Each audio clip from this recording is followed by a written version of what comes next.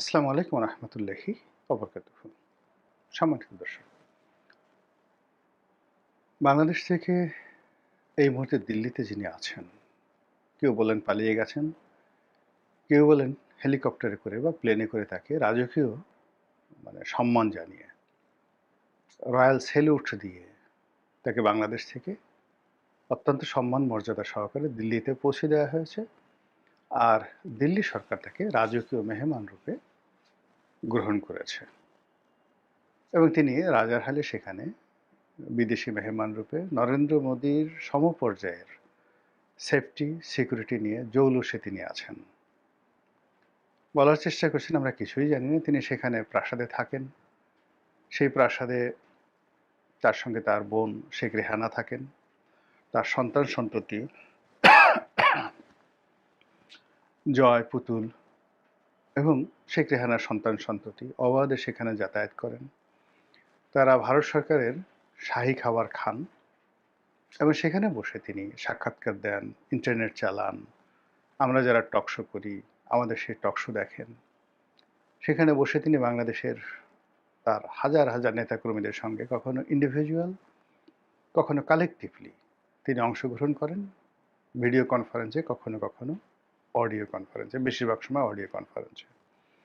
তার দলের যারা নেতাকর্মী রয়েছেন লন্ডন, আমেরিকা, ফিনল্যান্ড থেকে শুরু করে হেলসিঙ্কি থেকে শুরু করে অন্যান্য যেখানে যেখানে আছেন, Europe, America, Australia, Singapore, Canada, যেখানে যেখানে যত নেতাকর্মী আছেন সবার সঙ্গে তার আন্তর্যোগাযোগ আছে। দল বেঁধে সবাই নেত্রীর সঙ্গে দেখা করার জন্য সেখানে আছেন এবং তাদের বক্তব্য অনুযায়ী শেখ হাসিনা মনে করেন বা তাকে মনে করানো হচ্ছে বা এরকম একটা আবহ তৈরি করা হচ্ছে যে you are in rest, not in exile. অনেক পরিশ্রম করেছেন 17 বছরে।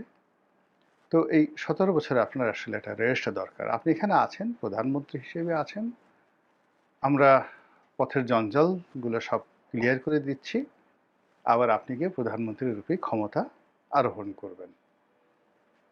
এইভাবে আওয়ামী লীগের যারা অতি চালাক মানুষ, বুদ্ধিমান মানুষ, তারা প্রধানমন্ত্রী, সাবেক প্রধানমন্ত্রী তার সঙ্গে কথা বলার পরে বা দেখা করার পরে এই ধরনের অভিব্যক্তি ব্যক্ত করেছেন যে শেখ হাসিনার যে চিয়ার্স, তার চিয়ার্স মানে তার যে অনুভূতি, আনন্দের অনুভূতি, এটা অতীতের যে কোনো সময় আসছে বেশি। তার স্বাস্থ্য ভালো হয়ে গেছে, কণ্ঠস্বর ভালো হয়ে গেছে, বুদ্ধিও বেড়ে গেছে। তো এই গেল একটি অংশ। অন্যদিকে ইউনূসের জামানাতে যেই জিনিসগুলো আমরা শুনেছিলাম সেটা এখন আর শোনা যাচ্ছে না।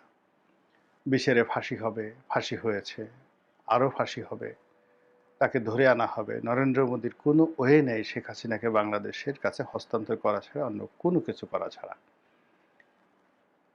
তো সেটা যখন ডক্টর ইউনূসের সরকারের পতন হলো, এখন উল্টো হয়ে গেছে পরিস্থিতি যে ডক্টর ইউনূসের বিচার কবে হবে, তার কি ফাঁসি হবে, এই শিশু হত্যার জন্য তার বিরুদ্ধে যে মামলা হবে সেই মামলায় তার কি ফাঁসি রায় হবে, ৩২ নম্বর ভাঙা রায় কি হবে, একটি সরকারকে উচ্ছেদ করার পরিণাম কি হবে, সংবিধান যাকে বলা হয় অবমাননা করা, সংবিধান শুধু অবমাননা না করা, সংবিধান লঙ্ঘন করা, এই কাজগুলো করার ফলে তার কি কি হতে পারে, এই বিষয়গুলো নিয়ে আলোচনা করার ফলে কি হলো, ডক্টর মোহাম্মদ ইউনূস এবং তারা যারা লোকজন রয়েছে সঙ্গত কারণে কেউ আর সুস্থ নেই।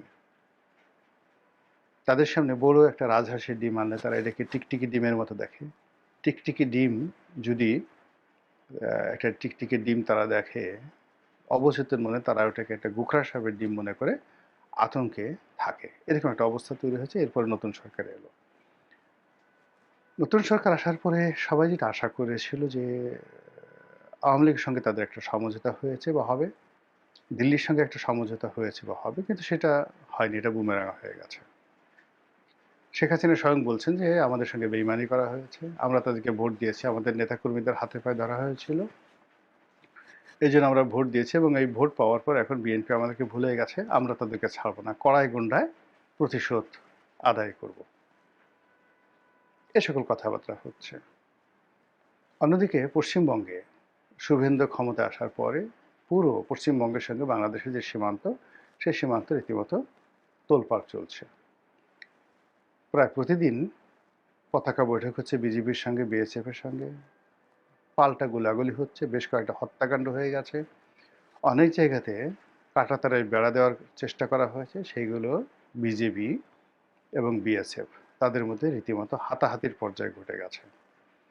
এবং আমাদের বিজিবি বেশ বীরত্বের সঙ্গে ওদেরকে তুই তুইকারি করে কথাবার্তা বলেছে, এবং সেগুলো আবার আমরা সামাজিক মাধ্যমে ছেড়ে দিয়ে আমরা বলছি যে সাব্বাস, এরকম বিজেপি দরকার। এরই মধ্যে শেখ হাসিনা বাংলাদেশে আসবে, একেবারে টাইম ডেট ঠিক করে বলে দিয়েছেন যে আগামী 6 মাসের মধ্যে তিনি আসবেন। আর তিনি আসার জন্য ইতিমধ্যে ট্রাভেল পাস চেয়েছেন, অর্থাৎ বাংলাদেশের যে দূতাবাস রয়েছে সেই দূতাবাসে ট্রাভেল পাস চেয়েছেন বাংলাদেশে আসার জন্য।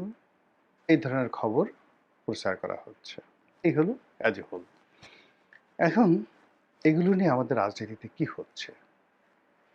বাস্তবতা হলো যে যারা প্রতিপক্ষ শেখ হাসিনা তারা গালাগাল করছে, আসুন আসুন বা আসো আসো, তোমরা তো এইবার কিছু করতে পারিনি, এইবার আসো, ডলা দিয়ে দেবো, তোমাদের জন্য জেলখানা প্রস্তুত, তোমার জন্য ফাঁসির মঞ্চ প্রস্তুত। কেউ কেউ বলছে তুমি আসো, তোমাকে মোটামুটি এয়ারপোর্টের মধ্যেই আমরা একটা, যাকে বলা হয়, ডলা দিয়ে দেবো। ভালো কথা। শেখ হাসিনার পক্ষের যারা লোক তাদের বক্তব্য হলো শেখ হাসিনার অলৌকিক ক্ষমতা রয়েছে। তিনি যখন আসবেন 2 কোটি লোক এয়ারপোর্টে উপস্থিত হবে। এবং তারেক রহমান সাহেব যেভাবে বাংলাদেশে এসেছেন, অথবা শেখ হাসিনা এর আগে যে এসেছেন 1981 সনে, তার চাইতে অন্তত 3 থেকে 4 গুণ লোক বেশি হবে। এই জন্য তারা অনলাইনে প্রচার করছে শেখ হাসিনার দেশে ফেরা 2.0, মানে দ্বিতীয় যে প্রত্যাবর্তন বাংলাদেশে, এটা কবে হবে, কিভাবে হবে, এটা নিয়ে সবাই ব্যাপকভাবে প্রস্তুত।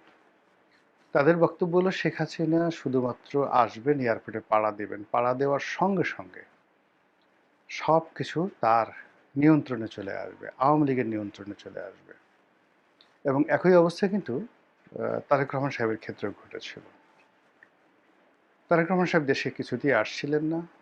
আমাদের মতো কিছু অর্বাচীন বালক আমরা বলার চেষ্টা করেছিলাম, তারেক রহমান সাহেব যদি আসেন, যমুনার জল বন্ধ হয়ে যাবে, যমুনার ঢেউ বন্ধ হয়ে যাবে, কেউ যমুনার দিকে যাবে না। তারেক রহমান সাহেব যেখানে যান সেখানে মেলা মিলবে, তিনি 300 ফিটে গেলে মেলা মিলবে, তার বাসায় মেলা মিলবে, তার অফিসে মেলা মিলবে। এবং ঘটনা তাই ঘটেছে। তিনি সেখানে এসে বীর দর্পে বলেছেন আই হ্যাভ এ প্ল্যান, এবং তার সেই প্ল্যানের পিছনে সবাই ছুটেছে।